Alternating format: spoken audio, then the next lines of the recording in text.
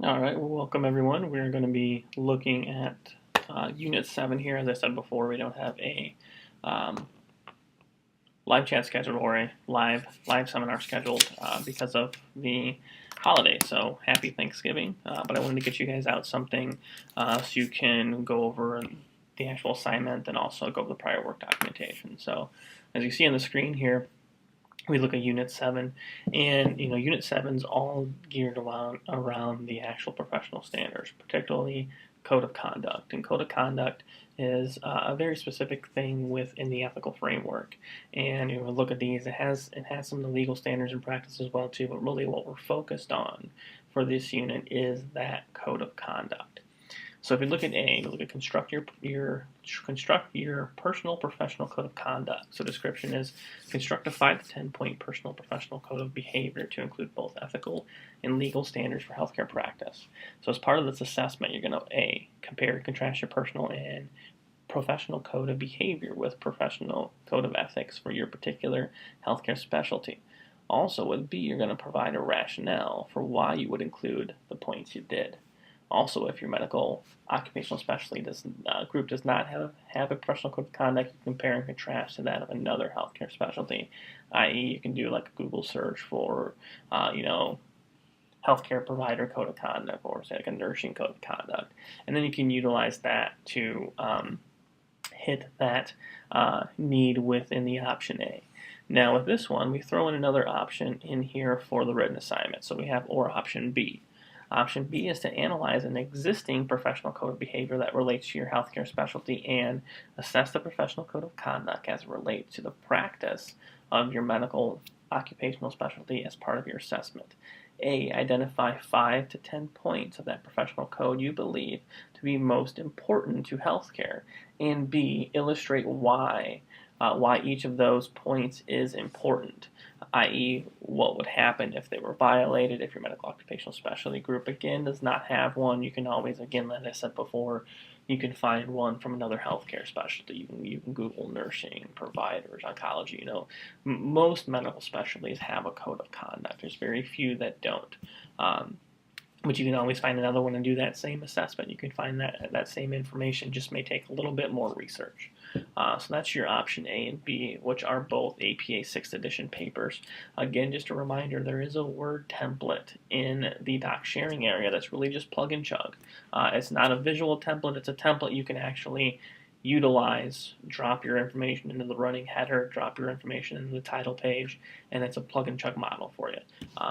Seems a little easy, it seems kind of, the short way around, but if you use it as a template and you start plugging and chugging your information, you've done it over a few weeks, you begin to know the requirements, you learn the requirements, it begins to be kind of like a little bit of a brain memory of, hey, because I'm putting this here all the time, I know this is how this is supposed to be. So look to use that template. It's a great tool, and I can definitely tell all those students who are using it. But you guys are doing great with APA. You're probably the best class I've had so far yet, especially with the utilization of the template and the tools. So that is your written options for this week for the A and B. And I'm going to scroll down here just a little bit and look at the rubric. Make sure you look at the scoring rubric, and this is one of those things that I harp on a lot too, is also look at what I have to grade you on. So what I have to grade you on is going to be key as well too. So when this, you have to create a 5 to 10 point professional code of ethics. That's those aspects for the one. It depends upon your option choice here. So this is for option A. Create a 5 to 10 point professional code of conduct with professional code of ethics. Compare and contrast own code of ethics with that of healthcare specialty. There's another point allocation there, and describe the rationale for each point in your professional code. This rubric applies to option A. Option B is for Unit 7 is identify 5 to 10 points most important to healthcare practice with rationale. Illustrate why each point is important is another point allocation. So two specific point allocations for option B. So again, make sure you're aware of that as you're writing a written assignment to make sure you're hitting those main points that will be graded and scored. So key thing to remember. Now, then option C, of course, in this one is your prior work documentation, which we're going to go over a little bit here in just a moment, but I'm going to quickly go through a PowerPoint here, and we'll bring this up. So professional and ethics. So professionalism and ethics. I can't speak. We look at professional codes. So we look at professional codes, and the meaning of actual professional ethics, we look at these are norms required by the moral point of view for the kind of work, a rational ethic. Common norms are actually followed by most professions, common elements of codes and professional associations. Perspective compact between professions and societies represents convergence of the first three. Now, healthcare, for the most part, we look at number 4. Most of things within healthcare, most of the professional codes within healthcare have that number 4 definition, i.e. it's a perspective compact between the professions and society. It's a convergence of those first 3, because a lot of the healthcare professions have a society that they're going to be associated with that either gives their licensure, certification, things like that. So that's why number 4 fits the majority of healthcare ethics. Evaluating code of conducts. We look at these have a social function, so they have actual consequences that explain the existence of the rules and practices. One of the biggest successes behind code of conducts is not that they have a legal sense and can be upheld in a court of law type thing. That's really not what they're designed for. Is that they have social context. They have peer context. They have peer accountability. You're in a, regardless of how you think of it, if you're a nurse, a provider, lab tech, or whatever, you're in a subset population. You have peers, and you have expectations within that group. If you fall out of the norm, if you don't meet them, there are some social repercussions within your peer group for your profession. And that factor, that peer accountability, is often enough to keep most people on the straight and narrow. Plus, most people within healthcare go into healthcare with the best of intentions too, so that's a factor there too. Also, human functions. So consequences of possible rules, practices, and institution for human welfare that would warrant their observance or support from a moral point of view, and has a morality aspect in there to, basically, do no harm type thing, those aspects. But then also, has the underlying consequences of it with some possible rules. So there could be some things that if you violate a code of conduct, not that the code of conduct is a legal form, but some of the things in the code of conduct relate to laws, basically. Thou shalt not do no harm, thou shalt not kill type thing. Those, some of those things are loosely related to those code of conducts. Now, social functions of a professional code. So we talked about this a little bit. This promotes professional and impute loyalty to the institution. So really, it's a code of conduct has a social structure within it. So it has a social foundation that has some peer accountability, that really has some peer pressure in it in a good sense to make sure people adhere to the standards. This is what's expected. This is how you need to operate within this profession. Codes are really, they're instruments of persuasion when you look at it, to both the profession and to the public they serve. So having a code of conduct and saying this and this and this is what we do, the public's aware of. This is the accountability for them. This is what I should expect from them. So then you get the accountability from not only your peers but also from the public. These codes are most notably missing in the business professions other than accounting. Accounting has a code of conduct, but most other business professions do not. The largest collection of professions that have code of conduct is healthcare. It's a fundamental principle of many healthcare professions. So we look at the social functions, we look at the common values are enhanced. It doesn't just become a common value anymore. You should do this. Yeah, I know I should when it's in a code of conduct. Let me pause here for a minute.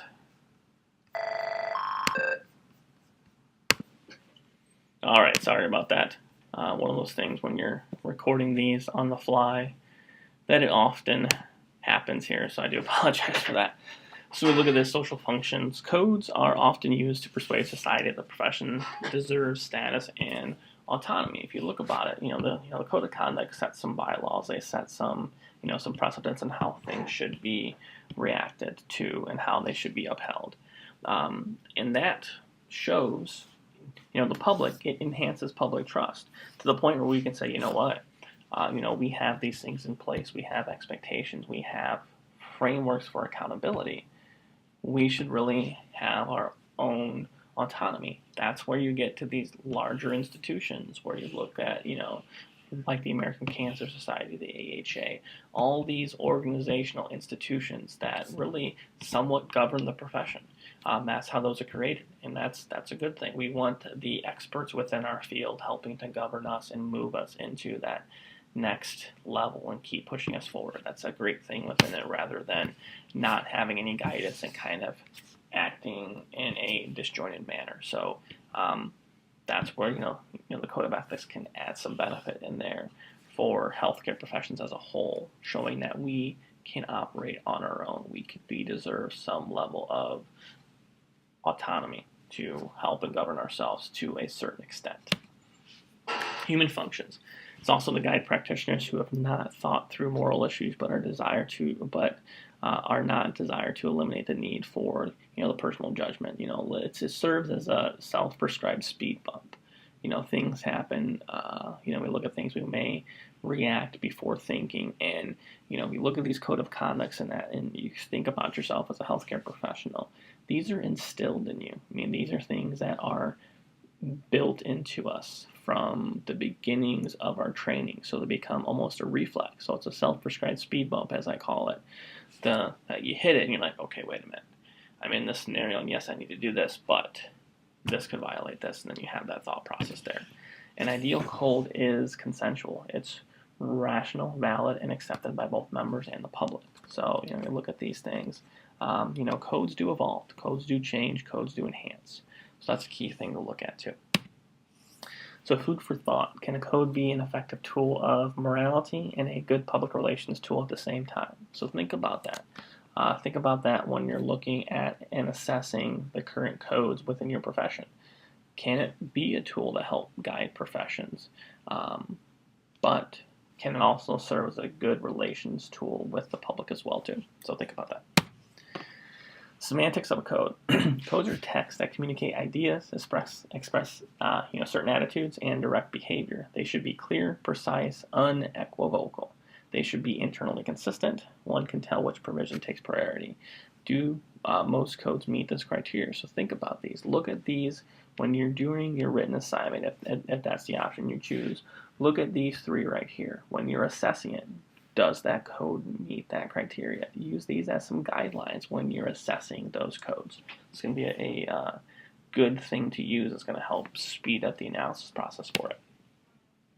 Also, too, we look at the criticism of these codes. They do, some of them, they do promote the superiority of males. A lot of them will say he versus they type thing. They can be vague. They do not provide explicit definitions. They do not address whether primary purpose is to serve the individual or the society. So look at these criticisms as you're going through it, and think about those as you're assessing the codes that you are using for the written assignment. Do they address confidentiality, but they not explain what that covers type thing? Do not have a tight logical structure and often assign priority to legalities over client interest, but only hint at the ethical principles. So look at those as you're moving forward. Look at these criticisms again to help assess your code that you have chosen, or your own actual professional's code if you're doing any of the option A or option B assignments. So one question: should a rational code of professional ethics be supplemented with legal code? That's a question there too. Can it be legal code? That's a tough question. And do we really want professional conduct to be legally regulated beyond the statutes already in place for negligence, fraud, breaches of contract, and etc.? Now, this is one thing to think of. Code of conducts are not legal codes. They are ethics codes. They are not legal codes. Same thing with professional codes of conduct. They are not legal codes. They are ethical guiding codes. They have no legal repercussions other than within the professional society itself. Now, some of those things, if they are violated, do have ties to legal aspects, but just by violating code doesn't mean you can be prosecuted. You have to be prosecuted under a different code, the code of law, basically. So keep that in remembrance. And this is one thing why I know a lot of you, when we look at prior work documentations, are going to say, well, I have the Geneva Codes training. Well, yeah, you guys are all have that training because you're military. but that's not a code of conduct. The Geneva Conventions is actually a series of protocols and bylaws of international law. They are not an ethical code, even though some of them sound like ethics and how to behave and all these things. They're actually legally binding protocols of international law. So the Geneva Conventions and that is an actual a legal code of conduct. It's not a professional or ethical code of conduct because the legalities are tied to that convention, that treaty, because it's a series of treaties in a legal international law sense. So that one does not qualify for prior work documentation. So when we're looking at prior work documentation for this with this unit, and we look at what we can use for it, is for this unit, and I don't think I have it up here. So for this unit, let me bring up my, I thought I had it up there for you. I think I closed it out. Let's look at the prior work documentation table. And the prior work documentation table, and this table's in the doc sharing as well too. So training certificate for medical or professional code of conduct. So it must be a code of conduct training. So like your SEER code of conduct will work. The training essentially has to be a code of conduct training. So if it says code of conduct on that, on that actual training document, on, whatever, then it's probably going to work. So it has to be a code of conduct. That's what it must be. Again, that's the only thing accepted for Unit 7 is code of conducts, because they are so unique. Just a basic type of ethics training is not going to work for this one. That will be used in Unit 8. Unit 7 must be code of conduct. Okay, so one that a lot of students turn in is their SEER code of conduct, or the code of conduct on how to care for detainees. So the detainee code of conduct. So again, must have code of conduct in the training. So that's one key thing. And as always, even if you have a code of conduct, you're still going to have to send it to me for the prior approval. So you're going to email it to me with the document attached where you're requesting approval for it. I'm going to review it and say, yep, go ahead and upload it. Once you get that email back saying, yes, please upload the document, if I can get that out there, then you're good to go. You go ahead and upload it to the Dropbox and you're done with that assignment. So Unit 7 must be code of conduct for the prior work documentation. So that's all I had to cover. Again, just a quick video for you guys for that, for us to make sure we get that set. And have a happy Thanksgiving. Feel free to reach out to me if you need anything, have any questions, and that, and I'll be more than happy to help. All right, take care.